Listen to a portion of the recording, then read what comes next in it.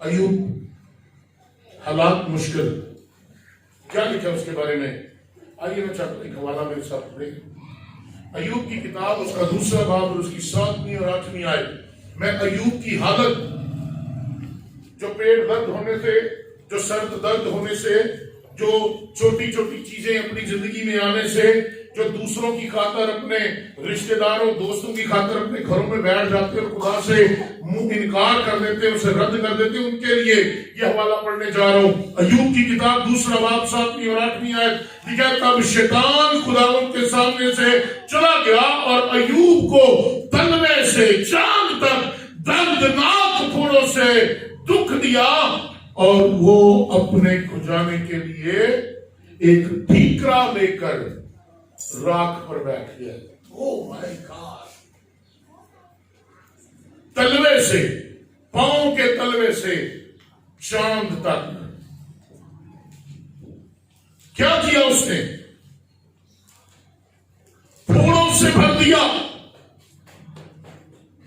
اذیت، دکھ، بیماری، پریشانی اس نے اس کی زندگی میں لاحق کی، اور وہ اس قدر پھوڑوں سے بھر گیا، اسے خارش ہوتی اور وہ ٹھیکرا لے کر ایسے اپنے جسم کو کھجاتا رہتا۔ اس کی بیوی نے کہا تو اپنے خدا کے خلاف کفر بات اور مر جا، لیکن اس نے کہا، کیا کہا؟ اے نادان عورت، کیا ہم خدا سے سکھ پائیں اور دکھ نہ پائیں؟ صادق مصیبتیں یہ زندگی کا حصہ ہے، اور یاد رکھیں زندگی نہیں پر ٹھہری ہوئی ہے۔ میں چاہتا ہوں کہ میں آپ کے سامنے صادق کی مصیبتوں کی وجوہات بیان کروں کہ کیا ریزنز ہے، کن بنا پر یہ مصیبتیں ہماری زندگیوں میں آتی ہیں۔ پہلی بات، تمام لوگوں کی طرح، ان تمام لوگوں کی طرح جو غیر ایماندار ہیں، جو صادق نہیں، خدا کے لوگ بھی آدم اور حوا کے گناہ کے نتیجے کے باعث دکھ اٹھاتے ہیں۔ پہلی وجہ، آدم اور حوا کے گناہ کا نتیجہ، جب انہوں نے اپنی مرضی سے خدا کے حکم کو رد کر کے انتخاب کیا کہ وہ کریں گے جو ابلیس چاہتا ہے، تو بائبل کہتی ہے وہ گناہ کی دنیا میں داخل ہو گئے، اور جب وہ گناہ کی دنیا میں داخل ہو گئے تو اس کے ساتھ ہی ان کی زندگی میں درد آیا۔ درد آیا کیا؟ ہوا کو کیا لعنت کی گئی کہ تو اپنے درد سے بچے جائے۔ غم، مصیبت، غم دیا گیا، تو محنت کرے گا، زمین کو بوئے گا، اور وہ تیرے لیے اونٹ کٹانے کو ہے۔ مصیبت، دن رات مشقت کرتے ہیں، دن رات محنت کرتے ہیں، 2 نوکریاں کرتے ہیں، ایک گھر کے 6 7 کمانے والے ہیں، اور پھر بھی حالات نہیں بدلتے، اور آخر تو خاک ہے اور خاک میں وہ لوٹ جائے گا۔ کیا ہوا ان کے ساتھ؟ درد ملا، غم ملا، مصیبت ملی، اور موت نے بھی ڈیرا ڈال دیا۔ یہ سب کچھ اب تمام انسانی زندگیوں میں پھیل چکا ہے۔ پولس بیان کرتا ہے کہ جس طرح ایک آدمی کے سبب سے گناہ دنیا میں آیا، اور گناہ کے سبب سے موت آئی، اور یوں موت سب آدمیوں میں پھیل گئی، اور وجہ کیا ہے؟ کہ سب نے گناہ کیا، سب نے گناہ کیا، اور اس گناہ کے سبب آج انسان غم، مصیبت، دکھ، درد اور موت کا شکار ہے۔ خدا کا کلام ہمیں بتاتا ہے کہ تمام کائنات گناہ کے بھیانک اصل میں بڑی کرافٹی ہے. آپ کراتے ہیں جب دکھ درد بڑھتا ہے روتے ہیں تو ہمیں آنسوں سے نہ رہے لیکن یہ روتا ہے اندر ہی اندر درد ہوتی ہے تکلیف ہوتی ہے. انسان کرا رہا ہے انسان رو رہا ہے انسان درد سے ملبس ہے انسان غم سے بھرا ہے انسان موت کا منتظر ہے اور اس کا سبب گناہ ہے. اور صادق اس وقت کا منتظر ہے جب نیا آسمان اور نئی زمین ہوگی. ہاللیلویا. کیا کرنا ہے جب آدم اور حوا کے گناہ کا نتیجہ ہماری زندگی میں تو ہمارا رویہ کیا ہونا چاہیے؟ ہمیں ضرور اپنے گناہ آلودہ رویوں اور افعال کو اپنے کاموں کو جو خدا کے فضل کا ناجائز فائدہ اٹھاتے ہیں. سن لیں ہم لوگ خدا کے فضل کا ناجائز فائدہ اٹھاتے ہیں. پہلا دور غضب کا تھا خدا غضبناک ہوتا اور اسی وقت لوگ مر جاتے اسی وقت خدا نتیجہ نکال لیتا. پھر اس نے اپنے اکلوتے بیٹے یسوع مسیح کو اس زمین پر بھیجا اور اس نے فضل کیا اور آج ہم اس فضل کا کیا کرتے ہیں؟ ناجائز فائدہ اٹھاتے ہیں. ہمیں مذمت کرنی ہے ہمیں اپنے گناہ آلودہ رویوں اور کاموں کے خلاف مذمت کرنی ہے. نہ میں اپنے آپ کو اس گناہ سے روکوں گا میں گناہ آلودہ زندگی سے بدکار زندگی سے جھوٹ فریب مکار کی زندگی سے نجات پاؤں گا. اور یاد رکھیں ہم ایسا کر سکتے ہیں. ہمیں اس کی مدد زور تسلی حاصل کرنی ہے. اور یاد رکھیں جب ہم اس کی مدد کو اس کے زور اور اس کی تسلی کو حاصل کریں گے تو یہ ہمارا اچھا چناؤ ہوگا اور یہ ہمیں گناہ سے دور رکھنے میں مددگار ہوگی. چاہے آپ کو کوئی امید دکھائی دے یا نہ دکھائی دے ہمیں ان چیزوں کو اپنی زندگی میں بروئے کار لانا ہے. دوسری بات کیوں صادق مصیبت میں پھنسا ہے؟ بعض اوقات لوگ اپنے اعمال کے سبب مصیبتوں میں پھنستے ہیں. یہ اصول عام طور پر تمام بنی انسان پر لاگو ہے کہ انسان جو کچھ بوتا ہے وہی کاٹتا ہے. آمین. اگر ہم لوگ تیز رفتاری سے بے احتیاطی سے گاڑی چلائیں گے تو کیا ہوگا؟ حادثہ ہوگا ایکسیڈنٹ ہوگا. ہم مر بھی سکتے ہیں اپاہج بھی ہو سکتے ہیں ساری زندگی کے لیے بستر پر لگ سکتے ہیں. گھر والے پریشان خاندان پریشان روپیہ پیسہ ضائع نوکری ختم سب کچھ ختم گھر میں بربادی اور گھرانا اس وقت تباہی کے عالم میں. کیا ہو رہا ہے؟ ہمارا اپنا عمل کہ ہم نے احتیاط نہیں برتی. اگر ہم روپے پیسے کے متعلق غلط فیصلے کرتے ہیں تو پھر ہم لوگ مقروض ہو جاتے ہیں قرضے میں پھنس جاتے ہیں. خدا ہمیں ایسے ذرائع ایسی چیزوں کو بعض اوقات منظم کرنے کے لیے استعمال کرتا ہے. چیزوں کو ہمیں مینج کرنا ہے. اپنی بائک ہے تو اس کی ایک سپیڈ کو مینج کرنا ہے. گاڑی ہے تو اس کی ایک سپیڈ ہے اس کو لمیٹڈ رکھنا ہے. اپنا خاندان ہے اپنے سورس ہے ان سورسز کے اندر اپنی زندگی بسر کرنے کی ضرورت ہے تاکہ ہم چین کے ساتھ راست بازی کی فصل کاٹیں. بعض اوقات ہم صرف شو مارنے کے لیے اپنا بیڑا گرک کر لیتے ہیں. دکھاوا کرنے کے لیے ہم اپنا بیڑا گرک کر لیتے ہیں اور رشتے دار خوش کرنے کے لیے ہم اپنا بیڑا گرک کر لیتے ہیں اور یہ غلط ہے. خدا ہمیں منظم زندگی کو ایک مینج لائف، جو آپ کی ایک منظم زندگی ہے، اس کو کرنے کے لیے حکمت بخشتا ہے۔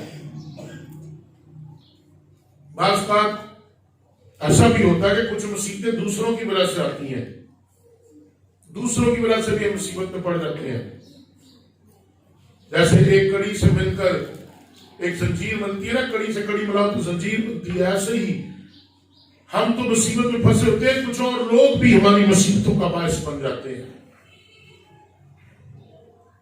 مثال کے طور پر اگر کوئی شخص شراب پی کر گاڑی چلا رہا ہے اور وہ کسی راہگیر کو کچل دے، اسے مار دے، اس کی موت ہو جائے، تو یہ مصیبت اس کی اپنی وجہ سے نہیں بلکہ کسی اور وجہ سے، کسی اور کی وجہ سے۔ یاد رکھیں، ہمیں اس بات کو سمجھنا ہے، مصیبتیں اپنے اعمال کے باعث بھی آتی ہیں اور دوسروں کے اعمال کے باعث بھی۔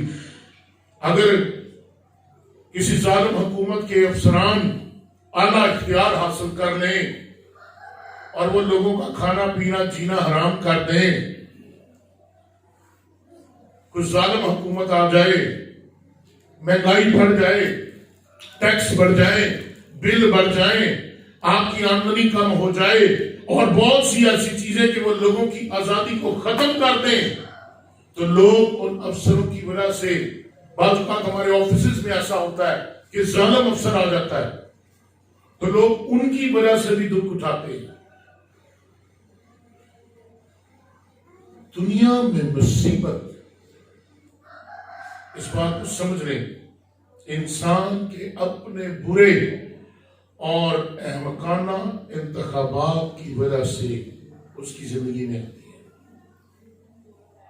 کیا کرنا ہے ہمیں حکمت کا استعمال کرنا ہے، ہمیں خدا کے کلام کی پیروی کرنی ہے اور ہر اس چیز سے کنارہ کشی کرنی ہے جو ہمیں خدا کی محافظت سے دور لے جاتی ہے۔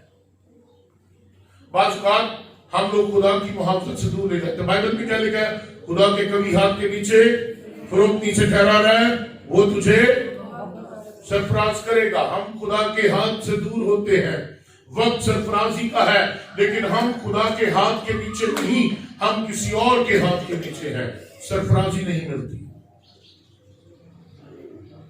جو خدا کی حکمت استعمال کرے، کلام کی پیروی کرے اور خدا کی محافظت میں زندگی بسر کرے۔ تیسری بات، ہر مسیح اور غیر مسیح ان دکھوں میں سے گزرے گا کیونکہ دونوں گناہ آلودہ اور بدعنوان دنیا میں رہتے ہیں۔ اب یہ بات ہر ایک بشر کے لیے ہے، چاہے وہ مسیحی ہے یا نہیں، کہ گناہ کا اثر ہمیں گھیرے رہتا ہے۔ دنیا کو خلق کرتے وقت نہ تو بدقسمتی تھی، نہ مصائب تھے اور نہ آفات۔ خدا کا ایسا کوئی منصوبہ نہیں تھا کہ انسان اپنے آپ کو بدقسمت کہے، مصیبتوں میں گھرا رہے اور آفتوں میں پڑا رہے۔ خدا کا ایسا کوئی منصوبہ نہیں تھا، تو بھی مصیبتیں ہمیں الرٹ کرتی ہیں کہ کہیں کچھ غلط ہو رہا ہے۔ مصیبتیں ہمیں ہوشیار کرتی ہیں کہ انسان کو اپنے اصل مقام پر آنا ہے، اور مصیبتیں آتی ہیں تاکہ وہ انسان کو اس کے اصل مقام پر کھڑا کرے۔ کیوں؟ تاکہ انسان کو یہ احساس ہو کہ اس کو خدا کی ضرورت ہے۔ بعض اوقات انسان خدا کی ضرورت ہی نہیں محسوس کرتا۔ میرا بزنس بہت اچھا ہے، میری جاب بہت اچھی ہے، میں بہت زیادہ پڑھا لکھا ہوں، میرے پاس بہت علمیت ہے، میری عقل بڑی روشن ہے، میں سب کچھ کر سکتا ہوں، اور جو کچھ بھی ہے یہ میرے وسیلے ہے، یہ میری محنت کا نتیجہ ہے۔ نو، خدا مصیبت لاتا ہے، خدا مصیبت میں ڈالتا ہے، خدا مصیبتوں کو آنے دیتا ہے تاکہ انسان کو یہ احساس دلائے کہ انسان کو خدا کی ضرورت ہے۔ اور جب انسان مصیبت میں پڑتا ہے پھر وہ رخ کرتا ہے پادریاں کا، پھر وہ رخ کرتا ہے چرچز کا، پھر وہ پادری پر پادری مارتا ہے، اس سے بھی دعا کرا لو، اس سے بھی دعا کرا لو، اس کو بھی گھر میں بلا لو، اس کو بھی گھر میں بلا لو، اس کی میٹنگ پر بھی چلے جاؤ، اس کی میٹنگ پر بھی چلے جاؤ، اور پھر کوئی کوئی کوئی کوئی اثر دکھائی نہیں دیتا۔ میرے عزیزو، اس بات کو سمجھیں، ہمیں اس بات کے لیے دعا کرنی ہے کہ خدا لوگوں اور گناہ کی قوت پر ہمیں غلبہ بخشے۔ خدا لوگوں کو، مجھے، آپ کو، ہم سب کو گناہ کی قوت پر غالب آنے کی قوت دے، ہمیں غلبہ دے۔ گناہ ہمیں مار نہ ڈالے، گناہ ہمیں دبوچ نہ لے، گناہ ہمیں برباد نہ کر دے، گناہ ہماری زندگی پر غالب نہ آ جائے، بلکہ میں اور آپ دعا کے وسیلے خدا کے حضور گناہ پر غالب آنے والے ہوں، اور خدا کو موقع دیں کہ وہ اپنے جلال کے لیے اپنے لوگوں کو استعمال کرے۔ یہ بہت ضروری ہے۔ چوتھی بات، برے کاموں کے نتیجے میں لوگ دکھ اٹھاتے ہیں۔ یہ سچائی ہے کہ خدا کے لوگ ابلیس کا ٹارگٹ ہے، اور پاک کلام واضح کرتا ہے کہ ابلیس اس جہان کا خدا ہے۔ دوسرا کرنتیوں 4 آیت میں لکھا ہے، اس جہان کا خدا ابلیس، اور وہ اس جہان پر قابض رہنے کی مشقیں کرتا رہتا ہے، ایکسرسائز۔ اس نے کوئی نہ کوئی کام، کوئی نہ کوئی چیز پکڑی ہوتی ہے، کبھی اس کو، کبھی اس کو، کبھی اس کو، طرح سے دکھ دے رہا ہوتا ہے، اور اس کا بڑا ٹارگٹ، زیادہ بڑا ٹارگٹ ایماندار ہے۔ وہ چاہتا ہے کہ ایمانداروں کو زیادہ مشکلات میں ڈالے، وہ چاہتا ہے کہ ایمانداروں کو بڑی مصیبت آئے، وہ چاہتا ہے کہ ایماندار دکھ میں پڑے رہیں، وہ چاہتا ہے کہ ایمانداروں کے اندر سے ایمان کو نکال دے، وہ ان کو اس قدر خوف زدہ کر دے، مایوس کر دے، بے دل کر دے کہ وہ خدا پر بھروسہ رکھنا چھوڑ دے۔ وہ ان کے بدنوں، وہ ان کے خاندان، وہ ان کے مال، کاروبار، ان کی ہر ایک چیز کو چھوتا ہے، جیسے اس نے ایوب کی ہر ایک چیز کو چھوا۔ سب سے پہلے کیا ہوا؟ سب سے پہلے اس کے مال مویشی کو لے گیا، اس کی گائے بیل لے گیا، پھر اس کی بکریاں لے گیا، پھر اس کے گدھے لے گیا، پھر اس کے اونٹ لے گیا، پھر اس کے کوئی اور چیز لے گیا، آخر میں کیا ہوا؟ اس کے بچے لے گیا، سب کچھ۔ کیوں؟ اس کا ٹارگٹ ہی بنتا راست باز۔ یاد رکھیں، ایوب کی کہانی ایک راست باز کے گرد گھومتی ہے، جو خدا کا خوف مانتا ہے تو بھی وہ اس تجربے میں سے گزرا کہ ابلیس اسے آزمائے۔ مت سوچیں میں آزمایا نہیں جاؤں گا، مت سوچیں میرے پر آزمائش نہیں آئے گی۔ ہو سکتا ہے آج آپ لاکھوں روپے کے مالک ہیں، لاکھوں روپے میں کھیل رہے ہیں، اپنے گھر میں رہتے ہیں، ہو سکتا ہے آج آپ کے خلاف کوئی نہیں، لیکن کل آپ کو پتا نہیں کہ کیا ہونے والا ہے۔ پولس رسول، جسے رسول اعظم بھی کہتے ہیں، بڑا سورما بھی کہتے ہیں، بائبل کہتی ہے وہ اپنے نئے عہد نامہ میں اس بات کو لکھتا ہے، اپنے خطوں میں اس بات کو لکھتا ہے کہ میرے جسم میں ایک کانٹا سا چبھویا گیا ہے تاکہ شیطان کا قاصد مجھے مکے مارے۔ پولس رسول، اس کے اندر ایک کانٹا چبھویا گیا، اس کو تکلیف، اس کو اذیت، اس کو دکھ، وہ مصیبت میں پڑا۔ ہمیں بھی بہت سے کانٹے چبھوئے جاتے ہیں، اور ان کانٹوں کے چبھوئے جانے کا ایک ہی مقصد ہے کہ ہم اس تاریک دنیا میں رہتے ہوئے اس روحانی جنگ میں ہمیشہ پڑے رہیں، اس لڑائی کا تجربہ کریں۔ اگر ہمیں کوئی دکھ ہی نہیں تو ہم دعا کیوں کریں؟ اگر ہمیں کوئی مصیبت ہی نہیں تو ہم خادموں کے آگے منت کیوں کریں؟ اگر ہمیں ضرورت نہیں تو ہم خدا کے آگے ہاتھ کیوں پھیلائیں؟ اگر سب کچھ نارمل ہے تو کون خدا ہے؟ کیوں مانگنا، کیوں جھکنا، کیوں پکارنا؟ سب کچھ تو ٹھیک ہے، لیکن جب مصیبت آتی ہے تو ہم لوگ خدا کے جھک جاتے اور خدا سے مانگتے۔ یاد رکھیں کہ کانٹا ہمیں چبھویا گیا، یعنی یہ روحانی جنگ اور یہ لڑائی ہم پر پڑی رہے، مگر اس کو لڑنے کے لیے خدا نے ہمیں روحانی ہتھیار دیے، خدا نے ہمیں روحانی ہتھیار دیے ہیں۔ روح کے سب ہتھیار باندھ لو۔ کرنا کیا ہے؟ ہمیں اس جنگی لباس کو پہننا ہے، ہمیں خدا کے سب ہتھیار باندھ لینے ہیں، ہمیں خدا کی وفاداری کے وسیلے بڑی فتح کو حاصل کرنا ہے۔ کیونکہ یاد رکھیں، ہم اپنی فتح کے لیے کسی ہتھیار پر ڈیپینڈ نہیں کرتے۔ گھوڑے اور رتھ ہمارے ہتھیار نہیں ہے، محافظ نہیں ہے، ہمارا فخر نہیں ہے، بلکہ ہمارا فخر خدا کی وفاداری ہے۔ ہاللیلویا! ہمارا ہتھیار خدا کی وفاداری ہے۔ اس لیے اس بات کو سمجھیں، شیطان اور اس کے پیروکاروں نے ہمیشہ ایمانداروں کا تمسخر اڑایا، ان پر ہنسے، ان کا مذاق اڑایا، ان کو دکھ دیا، ان کو اذیت پہنچائی۔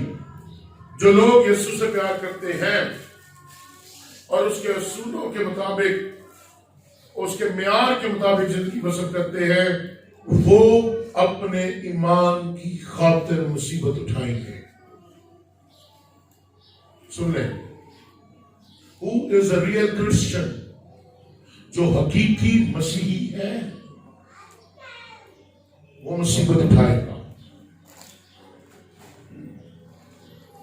بلکہ راست بازی کی خاطر وہ ستایا جائے گا۔ بائبل میں فرماتی ہے کہ راست بازی کی خاطر اسے دکھ اٹھانا ہے، اور دکھ اس لیے اٹھانا ہے کہ اصل مسیحی پرستار ہونے کا نشان ظاہر ہو۔ مصیبتیں ایسے نہیں آتی، مصیبتوں کے پیچھے بہت کچھ ہے۔ چونکہ مسیح کے تمام پیروکار تنقید اور مخالفت کے لیے پہلے ہی سے مقرر ہیں، اس لیے وہ خدا اور اس کے معیار کے مطابق زندگی گزارتے ہیں، اور وہ اس بات کے لیے تیار رہتے ہیں، مضبوطی سے کھڑے رہتے ہیں اور اس پر بھروسہ کرتے ہیں۔ کس پر؟ کس پر بھروسہ کرتے ہیں؟ خدا پر، کہ وہ سب کچھ درست کرنے کی قدرت رکھتا ہے۔ آمین۔ ابھی میں نے آپ کے سامنے 4 پوائنٹ پیش کیے ہیں، ابھی میرے پاس اور ہے، لیکن وقت کی نزاکت کو جانتے ہوئے، وقت کو ملحوظ خاطر رکھتے ہوئے میں یہیں پر اسے کلوز کروں گا، اور اگلے جو 3 پوائنٹ ہیں وہ ہم لوگ اگلے اتوار اس کے بارے میں سیکھیں گے۔ تو اس بات کو جان لیں، اس بات کو سمجھ لیں کہ مصیبتیں ایمانداروں کے لیے ہیں، مصیبتیں صادقوں کے لیے ہیں۔ خدا کی برکات اور آزادی جب ہم نے کھو دی تو مصیبتوں کا آغاز ہو گیا۔ جب ہم نے گناہ کا چناؤ کر لیا تو ساری دنیا پر گناہ کے دروازے کھل گئے۔ آدم اور ہوا کے گناہ کے سبب مصیبتوں کا آغاز ہوا۔ اپنے اعمال کی وجہ سے آج ہم مصیبتوں میں پڑے ہیں۔ گناہ آلودہ اور بدعنوان دنیا کے باسی ہونے کے باعث مصیبتیں ہماری زندگی کا حصہ ہیں، اور برے کاموں کے نتیجے میں مصیبتیں ہماری زندگی پر ہمیشہ غالب آتی ہیں۔ اس لیے اپنی مصیبتوں پر غور کریں. کیا یہ گناہ کے نتیجے ہیں؟ کیا میرے برے اعمال کے سبب ہیں؟ کیا میری بے وقوفیاں ہیں؟ میری احمقانہ حرکتیں ہیں؟ کیوں آج میں مصیبتوں میں پڑا ہوں؟ کیوں میں آزاد نہیں ہو رہا؟ کیوں دن بدن میں مصیبتوں میں گرتا جا رہا ہوں؟ اپنا چیک اینڈ بیلنس کریں، اپنے آپ کو پرکھیں. آج کیوں میری زندگی میں یہ حالات؟ 3 پوائنٹ اور ہے اور اس کے بعد اور بہت کچھ ہے جو اگلے ہفتے ہم سیکھیں گے. اس لیے اپنے آپ پر غور کریں. ان مصیبتوں کے ایام، ان دکھوں کے ایام میں اپنے آپ کو خدا کے حضور پر رکھیں. خدا اس کلام کے وسیلے آپ کو حکمت دے، فہم دے، تاکہ آپ وقت کرنا شروع کریں، روحانی ہتھیار باندھ لیں اور اس کی مدد، زور اور تسلی کو حاصل کر کے خدا کے کلام کی پیروی میں اپنی ان مصیبتوں سے نجات پائیں. خدا آپ سب کو برکت دے. آمین.